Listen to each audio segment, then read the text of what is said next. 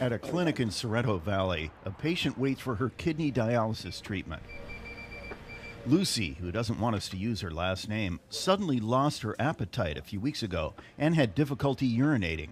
A blood test revealed her kidneys were failing. Lucy is only 3 years old. She's a German Shepherd Cross. Nephrologist Sherry Ross says it's not clear why Lucy got sick.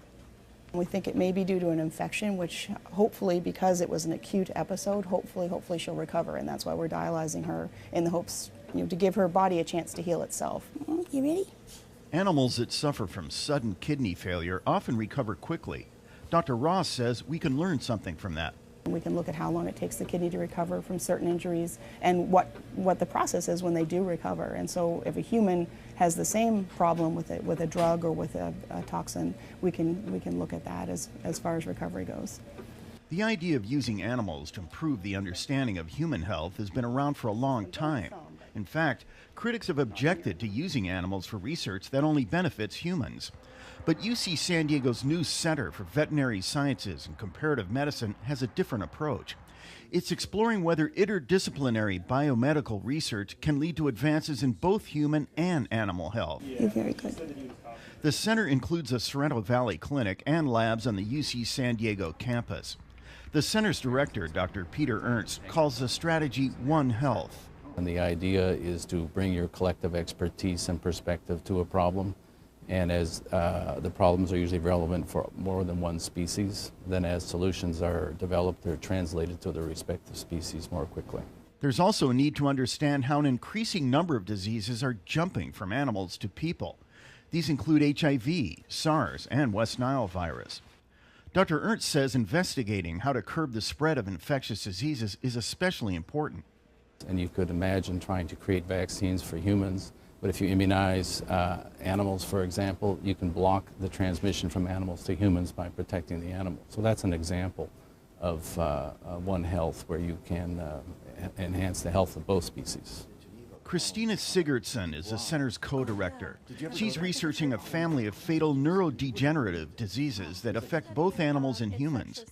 Dr. Sigurdsson says the conditions are caused by misshapen proteins.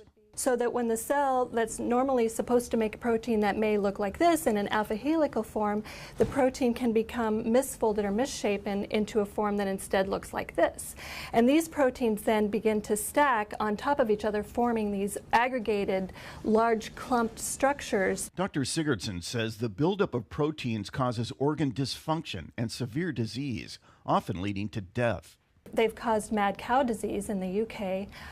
We have a similar disease in the United States called chronic wasting disease that occurs in our deer population. So in some areas of Colorado, there are around a third of the deer that are infected with chronic wasting disease. Dr. Sigurdsson says sick deer could potentially infect scavengers, predators, and even hunters. Sigurdsson and her colleagues at the center don't make animals sick and then try to cure them. They're focused on studying naturally occurring conditions, like heart disease. 10-year-old Clyde suffers from a thickening of the heart muscle, known as hypertrophic cardiomyopathy. He's a good kitty. It's the most common type of heart disease among cats. It also affects about 1 out of every 500 people. It's all right, Clyde.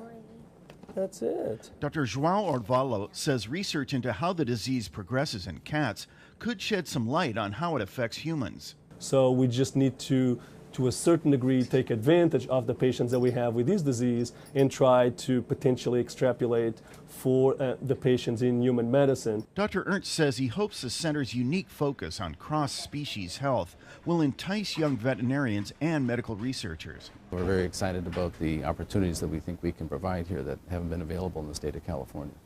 Kenny Goldberg, KPBS News.